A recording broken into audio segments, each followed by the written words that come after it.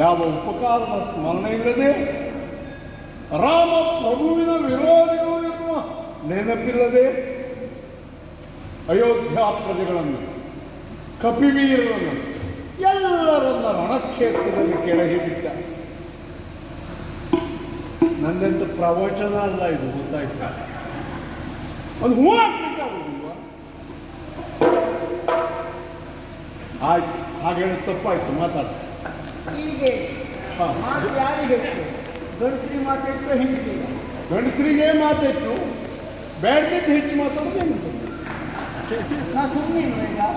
ಹೌದೇ? ನಾನೀಗ ಕೇಳ್ತಾ ಇದ್ದೇನೆ.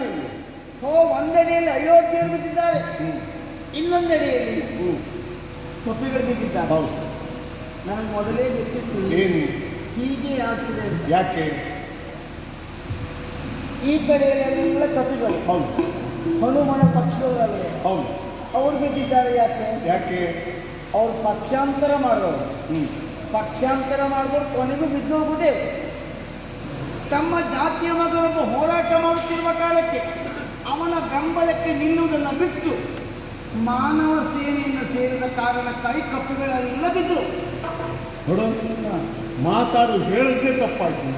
ಇಲ್ಲಿ ಈ ಕಡೆ ಇದ್ದರು ಅಯೋಧ್ಯೆ, ಇವರು ಯಾಕೆ ಬಿದ್ದರು? ಎಲ್ಲಿ ಧರ್ಮ ಉಂಟೋ ಅಲ್ಲಿ ದಯೆ ಇರ್ತದೆ, ಹಾಗಾಗಿ ಇವರು ಬಿದ್ದರು. ನೀನೀಗ ಪರ್ಯಾಯವಾಗಿ ಹೇಳುವುದು ನಾನು ಅವನಲ್ಲಿ ಯುದ್ಧ ಮಾಡುವುದು ಅದರ ಮಾತಲ್ವ? ಯಾಕೆ ಗೊತ್ತುಂಟ? ಹಿಂದಿನ ಅಂದರೆ ಇಂದಿನ 7 ದಿನಗಳ ಹಿಂದೆ ವಿಶ್ವಾಮಿತ್ರರು ಬಂದರು. ರಾಮ, ನಿನ್ನಿಂದ 8 ದಿನದ ಒಳಗಾಗಿ ಇಂಥವನ್ನ ಕೊಲ್ಲುವ ಕಾರ್ಯ ಆಗಬೇಕು ಅಂದ್ರೆ ಆವಾಗ ನೀವು ಹಿಂದೆ ಮುಂದೆ ಯೋಚನೆ ಮಾಡಲಿಲ್ಲ. ಅದರ ಪರಿಣಾಮ ಇದೆ. ನೋಡು, ಯಾವ ಕಾಲಕ್ಕೂ ಗುರು ನಿರೂಪವನ್ನ ತಪ್ಪಲೇಬಾರದು. ಆಯ್ತಪ್ಪ, ಇವರನ್ನೆಲ್ಲ ಕೆಡಹಿದ ಹನುಮಂತ ನಾವಿ